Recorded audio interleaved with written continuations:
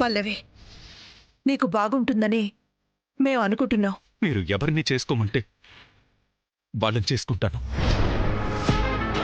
శ్రావణి బ్రతికి ఉందంటున్నారు, తిరిగి రావచ్చు అంటున్నారు.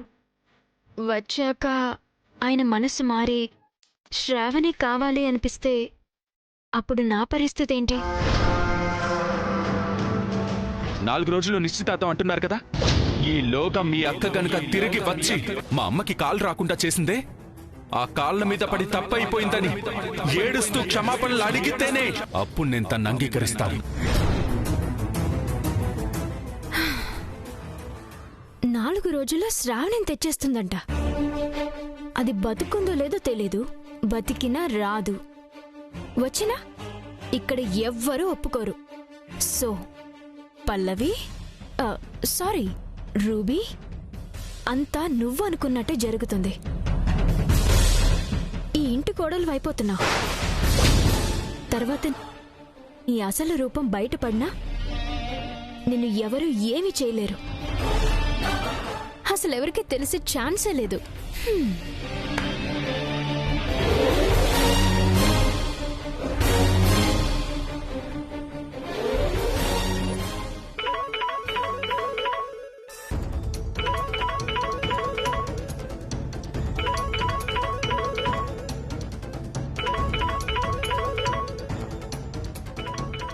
ఈ క్లబ్ ఓనర్ ఇప్పుడు ఫోన్ చేస్తున్నాడేంటి? మళ్ళీ క్లబ్కి రమ్మని చావ కొడతాడు.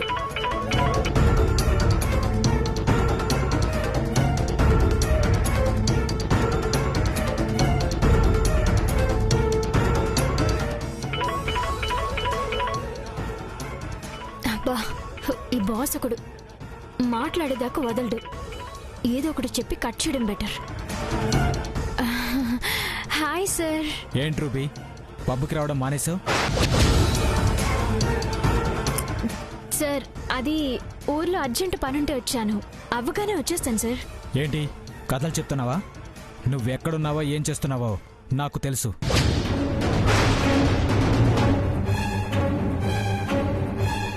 అయ్యో ఏం లేదు సార్, నిజం మీ మీద ఒట్టు సార్.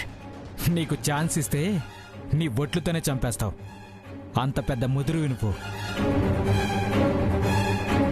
సరేగాని పబ్కి ఎప్పుడు వస్తున్నావు? చెప్పాను కదా సార్, పనయ్యాక వచ్చేస్తానని. అయినా నేను లేకపోతే మిగతా వాళ్ళతో మేనేజ్ చేయలేరా?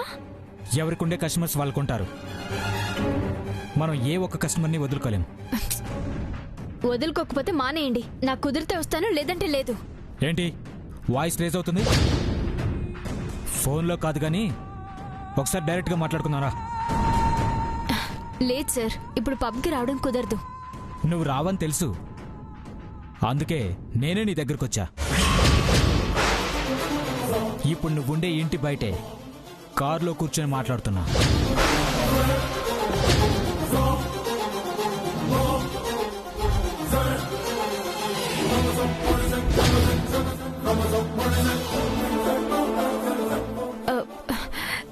నేను ఇక్కడ ఉన్నానని మీకల్లా తెలుసు?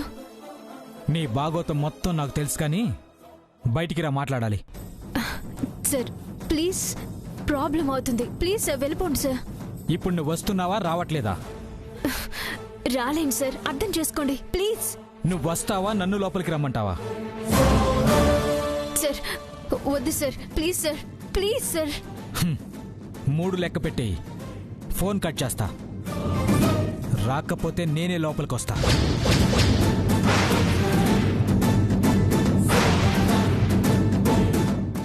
వన్, సార్ 2, సార్ అర్థం చేసుకోండి సార్, ప్లీజ్ సార్. 3. సార్ వద్దు, నేనే వస్తున్నాను. సరే రా.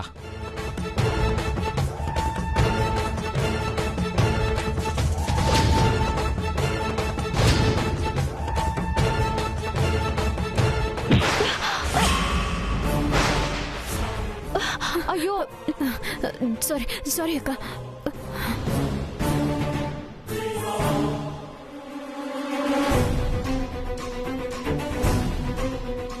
ఎందుకు ఈ అమ్మాయి ఇంత టెన్షన్ పడుతుంది?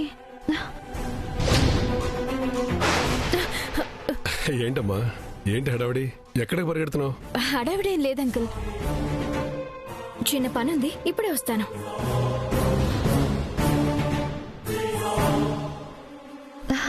రండి మావయ్య, క్యాంప్ బాగా జరిగిందా? బాగా జరిగిందమ్మా. సరే మీరు ఫ్రెష్ అప్ అయి రండి, నేను కాఫీ కల్పిస్తాను. సరేనమ్మా.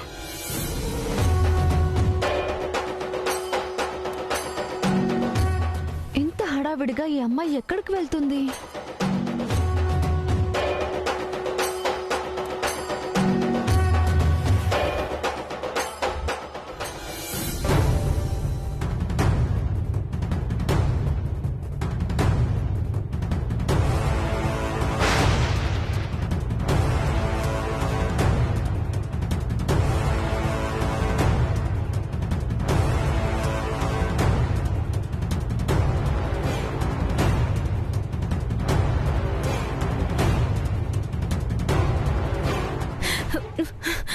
ఏంటి సార్ ఇక్కడికి వచ్చారు? ఇక్కడ నా పొజిషన్ ఏంటో మీకు తెలీదు. ఆగు.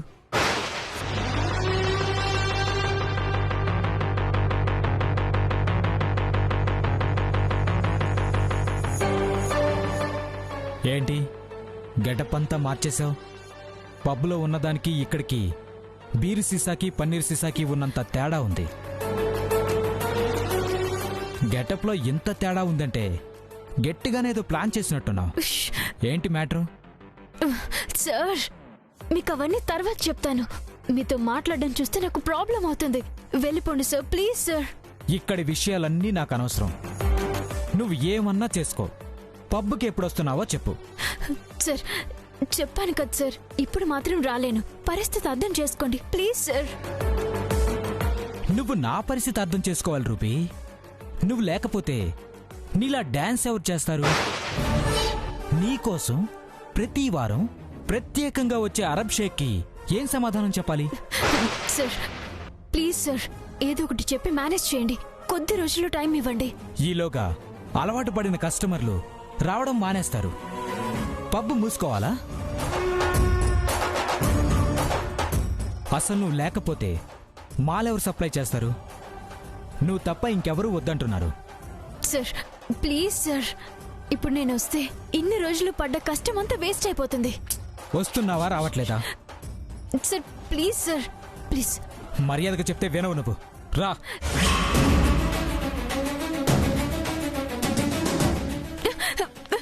సార్ వదలండి ప్లీజ్ సార్. సార్ ప్లీజ్ వదలండి, వదలండి సార్. పల్లవి,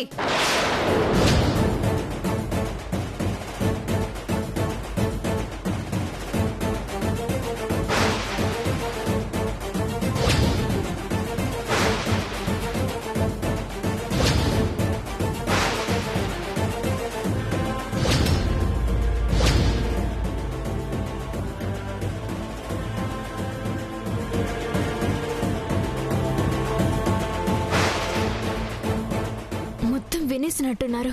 ఇంత కష్టపడి ప్లాన్ చేసి పెళ్లి కుదుర్చుకున్న టైంకి మొత్తం బయటపడిపోయింది.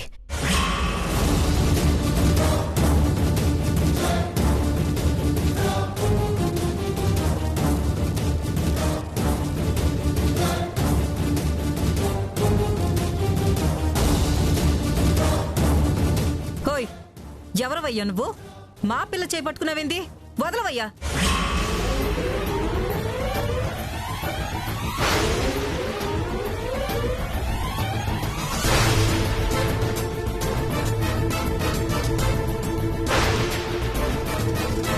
ఎవరమ్మా ఇతను?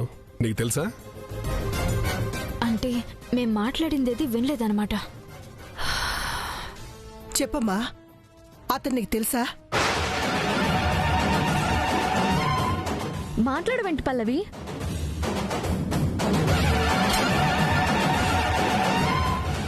అంత చనువుగా ఏదో హక్కు అధికారం ఉన్నట్టు నీ చేయి పట్టుకున్నాడు.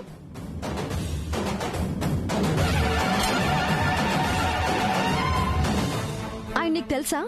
ఏమవుతారు?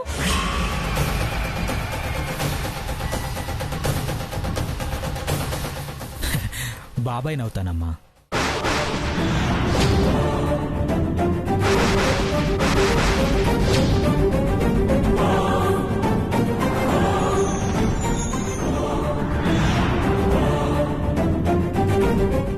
చెప్పమ్మా, అడుగుతున్నారు కదా.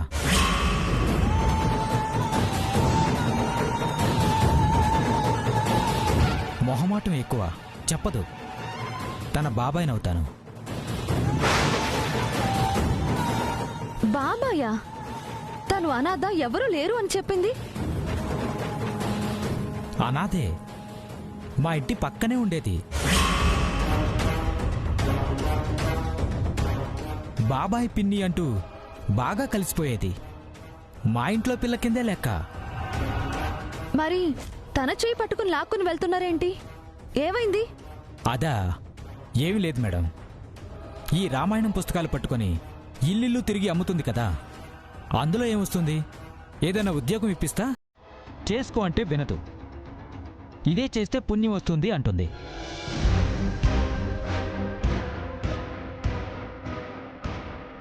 వయసు కూడా వస్తుంది, పెళ్లి కూడా చేయాలి కదా.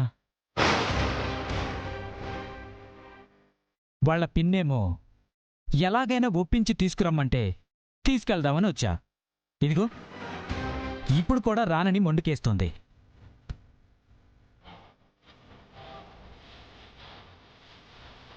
మీ మాట విన్నట్టే ఉంది, మీరైనా చెప్పండి. ఈ పిల్ల కాదు, ముందు నీకే చెప్పాలా. ఇక నుంచి పుస్తకాలు అమ్మాల్సిన పని లేదు. తాను యాడా ఉద్యోగం చేయాల్సిన పని కూడా లేదు. అదేంటమ్మా, ఉద్యోగం చేయకపోతే ఎలా? మేమే మా ఇంట్లో పెద్ద ఉద్యోగం ఇస్తున్నాంలే.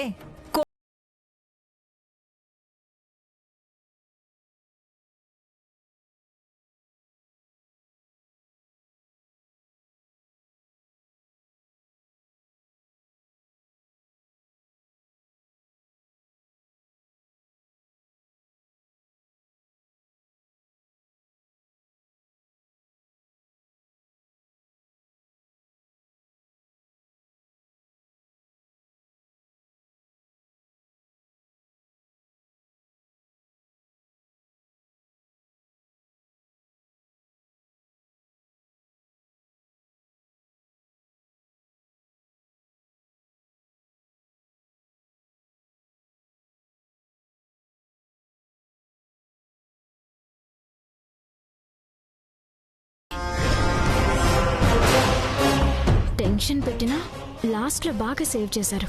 థ్యాంక్స్. మరి బాబాయ్ అయినప్పుడు ఇలా బయట ఉంచి మాట్లాడుతున్నట్టమ్మా. లోపలికి తీసుకురా. రండి. పర్వాలేదులేండి, కలిసాం కదా, మళ్ళీ వస్తాను. మంచి మనుషులున్న పెద్దింటికి కోడలు అవుతున్నావు, చాలా సంతోషం.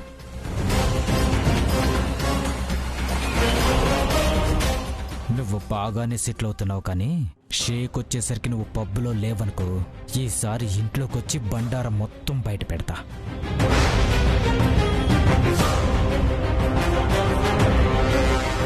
వెళ్ళొస్తానమ్మా, వెళ్ళొస్తానండి. ఓకేనండి.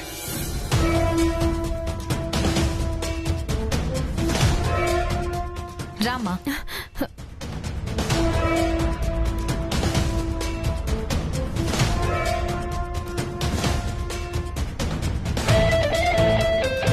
అతను నిజంగానే బాబాయ్ అయితే అంత టెన్షన్గా పరిగెత్తుకుంటూ ఎందుకు వస్తుంది? ఏదో తప్పించుకున్న దొంగ దొరికినట్టు ఆయన ఎందుకు అంత గట్టిగా చేయి పట్టుకున్నాడు?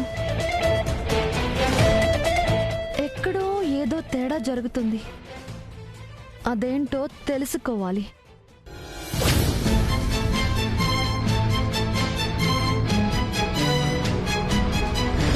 నాలుగు రోజుల్లో నిశ్చితార్థం అంటున్నారు కదా, ఆ 4 రోజులు నీకు టైం ఇస్తున్నా.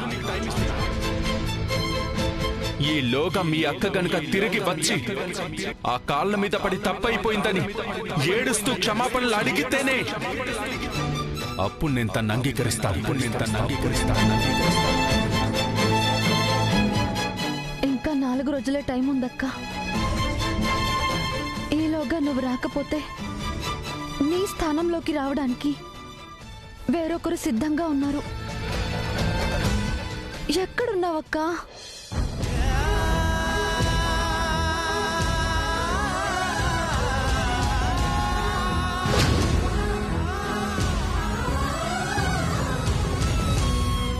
నువ్వు ఎక్కడున్నా తీసుకొస్తానక్క. తిరిగి నిన్ను తీసుకొచ్చి ఈ ఇల్లు మెచ్చే కోడలిగా నిన్ను నించోబెడతా.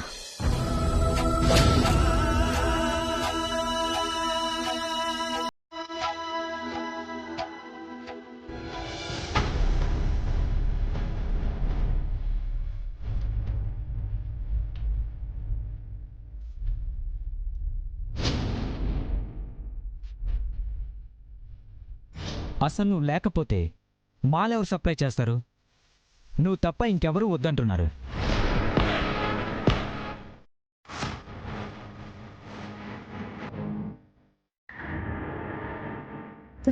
Please sir, please. మర్యాదగా చెప్తే వినవు నువ్వు. రా.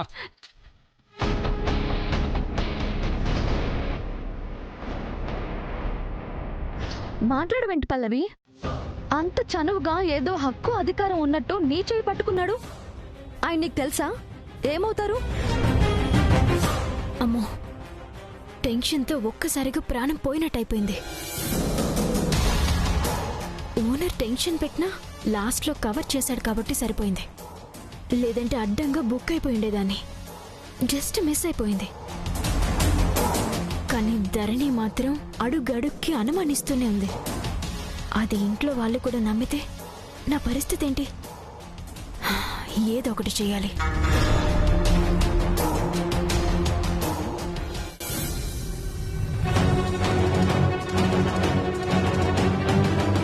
నాకెందుకో ఆ అమ్మాయి పైకి కనిపించే అమ్మాయి కాదు అనిపిస్తుంది. మాటల వెనుక ఏదో ఉంది అనిపిస్తుంది. తను చెప్పేదంతా నిజం కాదేమో అనిపిస్తుంది సారు.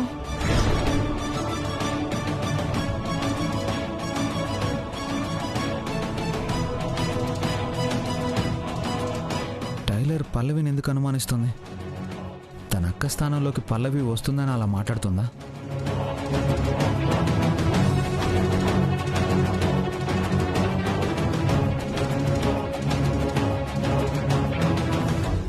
ఏ కారణం లేకుండా టైలర్ ఎవరి గురించి తప్పుగా మాట్లాడదే. పల్లవి మంచిది కాదా, లేక టైలర్ తప్పుగా ఆలోచిస్తుందా?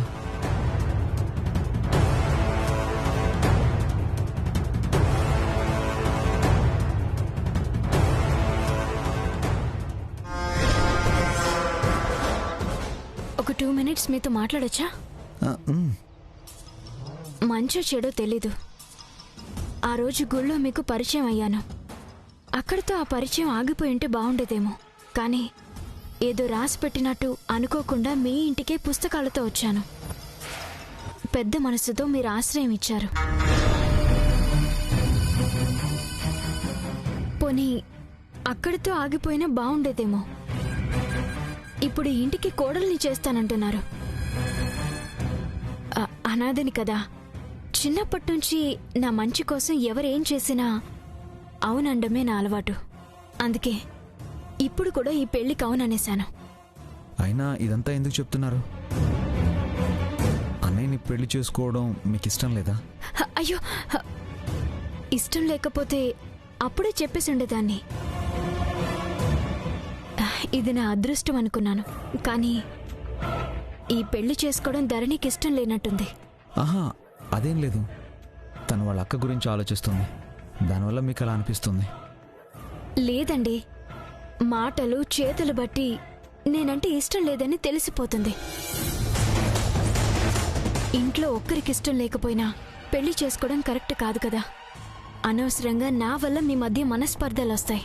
ఆహా, అయ్యో, అలాంటిదేం లేదండి. నా గురించి ఆలోచించి లేదంటున్నారు గాని వస్తాయండి. అయినా నా గురించే ఆలోచించొద్దండి.